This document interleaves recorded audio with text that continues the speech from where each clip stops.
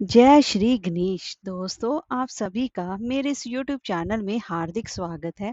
आज बुधवार के दिन सुनिए 3 पौराणिक कथाएं। तो चलिए वीडियो शुरू करते हैं। दोस्तों, अगर आपको हमारी ये वीडियो अच्छी लगी हो तो लाइक, शेयर और सब्सक्राइब करना ना भूलें और कमेंट बॉक्स में जय श्री गणेश अवश्य लिखिए। तो चलिए वीडियो शुरू करते हैं। ब्रह्मा जी के आशीर्वाद से गुंदर कुबेर जी के पास सबसे अधिक धन और स्वर्ण था। इसके प्रदर्शन के लिए उन्होंने सोने की लंका बनवाई, जिसे बाद में उनके सौतेले भाई रावण ने हड़प लिया था। सोने की लंका बनवाने के बाद कुबेर अपने धन का प्रदर्शन करना चाहते हैं। इसके लिए उन्होंने शिव जी को लंका में आमंत्रित करने का सोचा और वह कैलाश पहुंच गए। लेकिन महादेव श्री शंकर तो ध्यान में लीन थे। थोड़ी देर बाद जब उनकी आंखें खुली तो कुबेर को देखकर उनके मन की बात जान गए। कुबेर ने महादेव को प्रणाम किया और सोने की लंका में भोजन के लिए आमंत्रित किया। भगवान शिव ने कहा कि वे तो नहीं जा पाएंगे, लेकिन उनके छोटे पुत्र गणेश जी जरूर जाएंगे। कुबेर ने तय तिथि पर विभिन्न प्रकार के भोजन बनवाए।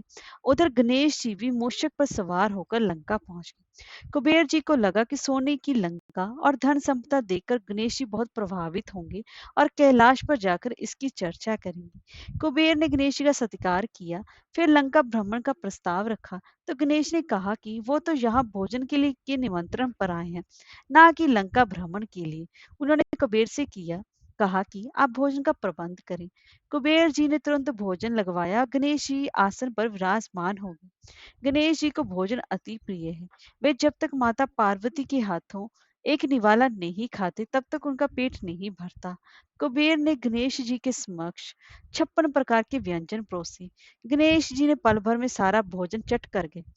कुबेर ने अपने सभी रसोइयों को खाना बनाने और खिलाने पर लगा दिया। एक और खाना आता और पल भर में गणेश जी सारा खाना खा जाते। देखते ही देखते थोड़े समय में गणेश जी कुबेर के महल का सारा भोजन और अन्न खा गए और इसके साथ साथ वह उनके कुबेर के स्वर्ण भंडारे को भी खा गया। अंत में कुबेर जी हाथ जोड़कर गणपति जी के सामने खड़े हो गए और कोई बोले, अब उनके पास खिलाने के लिए कुछ भी शेष नहीं है। इस पर गणेश जी ने कहा कि इतना धन किस काम का, जब आप उनको भोजन ही ना करा सको। इस बात को सुनकर कुबेर जी बहुत लज्जित हो गए। ये सारा दृश्य देखकर त्रिदेव जी मुस्कुराने लगे और गणेश गणेश जी कैलाश लौट आए।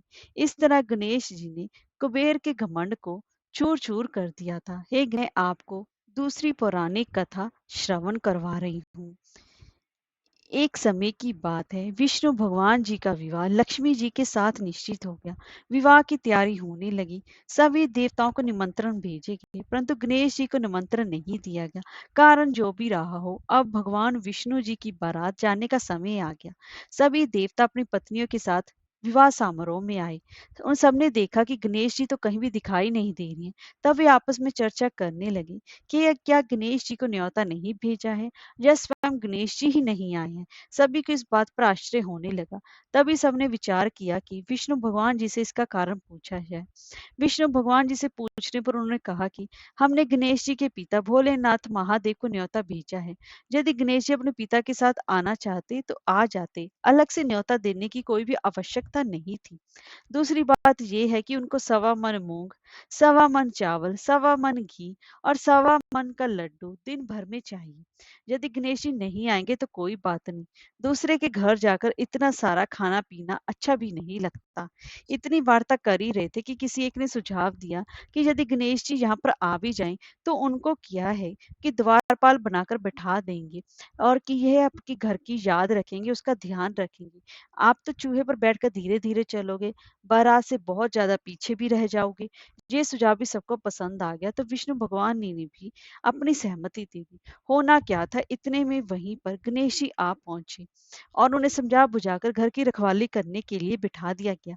बारात चल दी, तब नारद जी ने देखा कि गणेश जी तो दरवाजे पर ही बैठे हुए हैं। तो वे गणेश जी के पास गए और रुकने का कारण पूछा। तो गणेश जी कहने लगे कि विष्णु भगवान जी ने मेरा बहुत बड़ा अपमान किया है। नारद जी ने कहा कि आप अपनी मूषक सेना को आगे भेज दें तो वह रास्ता खो देंगे, जिससे कि उनके वाहन धरती में घुस जाएंगे। तब आपको सम्मान पूर्वक बुलाना पड़ेगा। अब तो गणेश जी ने अपनी मूषक सेना जल्दी से आगे भेज दी और सारी सेना ने जमीन पोली कर दी। जब बारात वहां से निकली तो रथों के पहिए धरती में फंस गए। लाख कोशिश करे परंतु पहिए नहीं निकले। सभी ने अपने-अपने उपाय किए, परंतु पहिए नहीं निकले, बल्कि जगह-जगह से टूट भी गए। किसी की समझ में नहीं आ रहा था कि अब क्या किया जाए। तब तो नारद जी ने कहा, आप लोगों ने गणेश जी का अपमान करके अच्छा नहीं किया।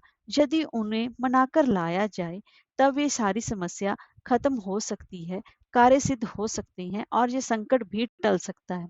शंकर भगवान जी ने अपने दूत नंदी को भेजा और गणेश जी को लेकर आए। गणेश जी का आदर सम्मान के साथ पूजन किया, तब कहीं जाकर रथ के पहिए निकले। अब रथ के पहिए तो निकल गए, परंतु वह जगह-जगह से टूट-फूट गए, तो उन्हें सुधारे कौन? पास ही के खेत में एक खाती काम कर रहा था, उसे बुलाया गया।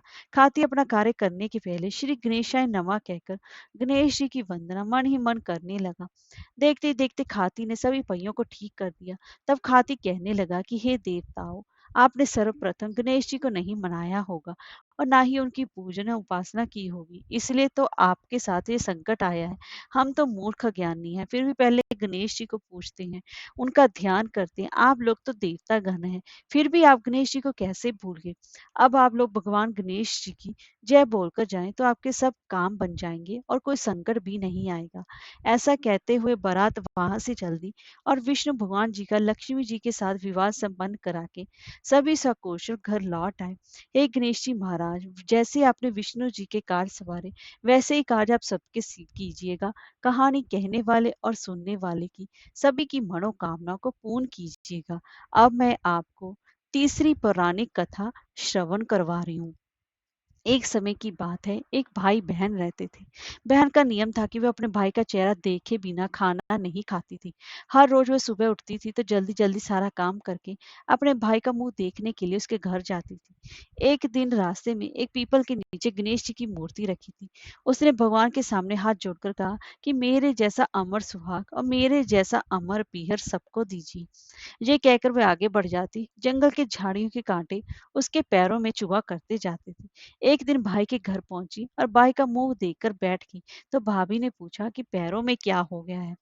ये सुनकर उसने भाभी को जवाब दिया कि रास्ते में जंगल की झाड़ियों की गिरे हुए कांटे पाँव में छुप गए हैं। जब वे वापस अपने घर आ जाए, तब भाभी ने अपने पति से कहा कि रास्ते को साफ करवा दो, आपकी बहन के पाँव में बहुत सारे कांटे चुभ गए हैं।